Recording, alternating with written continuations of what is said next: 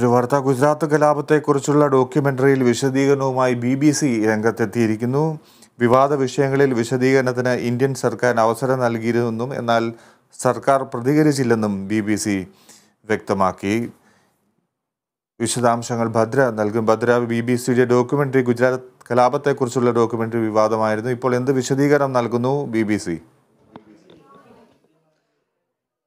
Fiji വിശദമായിട്ടുള്ള ഒരു ഗവേഷണം നടത്തിയതിന് ശേഷമാണ് ഡോക്യുമെന്ററി തയ്യാറാക്കിയതെന്നാണ് BBC നൽകിയിരിക്കുന്ന വിവരം.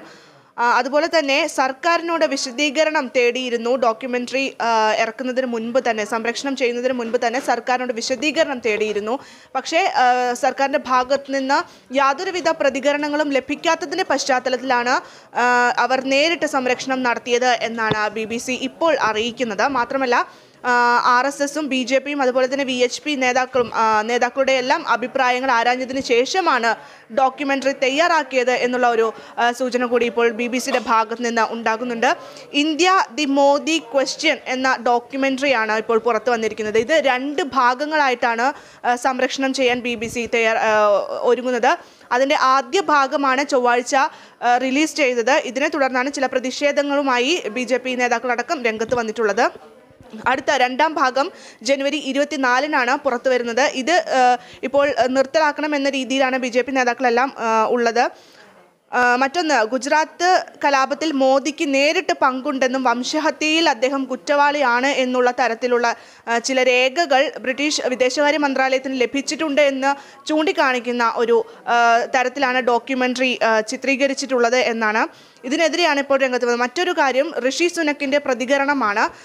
അതായത് ബ്രിട്ടീഷ് പ്രധാനമന്ത്രി ഋഷി സുനക്ക് ഈ വിഷയത്തിൽ പ്രതികരിച്ച് രംഗത്ത് വന്നിട്ടുണ്ട്. അദ്ദേഹം പറഞ്ഞത് വംശഹത്യ അല്ലെങ്കിൽ മനുഷ്യന് എതിരായി നടക്കുന്ന ഏതൊരു ക്രൂരകൃത്യത്തിനും എതിരാണ് തങ്ങൾ. പക്ഷേ മോദിയെ ഇത്തരത്തിൽ ഒരു ക്രൂര നടപടിയിലേക്ക് വലിച്ചഴക്കരുത് എന്നായിരുന്നു ഋഷി സുനക്കിൻ്റെ ഒരു അഭിപ്രായം.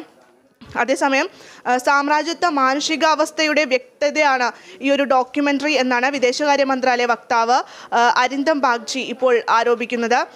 ഇത് പ്രത്യേക അജണ്ടയുടെ ഭാഗമായിട്ടാണ് ഇത്തരത്തിലൊരു ഡോക്യുമെന്ററി പുറത്തിറക്കിയിരിക്കുന്നത് എന്നും അദ്ദേഹം ചൂണ്ടിക്കാണിക്കുകയുണ്ടായി. എന്തായാലും ഈ ഒരു വിഷയത്തിൽ BBC വളരെ വ്യക്തമായിട്ടുള്ള ഒരു നിലപാടിൽ തന്നെയാണ് ഉള്ളത്. 2ാം ഭാഗം പുറത്തിറക്കുമെന്ന നിലപാടിൽ തന്നെയാണ് BBC ഉള്ളത്. സർക്കാരിൽ നിന്നും വിശദീകരണമൊന്നും വരാത്തതിൻ്റെ പശ്ചാത്തലത്തിലാണ് ഡോക്യുമെന്ററി കഴിഞ്ഞ ദിവസം സംരക്ഷണം ചെയ്തത് എന്നാണ് BBC ഏറ്റവും ഒടുവിൽ നൽകിയിരിക്കുന്ന വിശദീകരണം. ഫിജി, ശരി ഭദ്ര, ഗുജറാത്ത് കലാപത്തെക്കുറിച്ചുള്ള ഡോക്യുമെന്ററിയിൽ വിശദീകരണവുമായി BBC രംഗത്തെത്തിയിരിക്കുന്നു.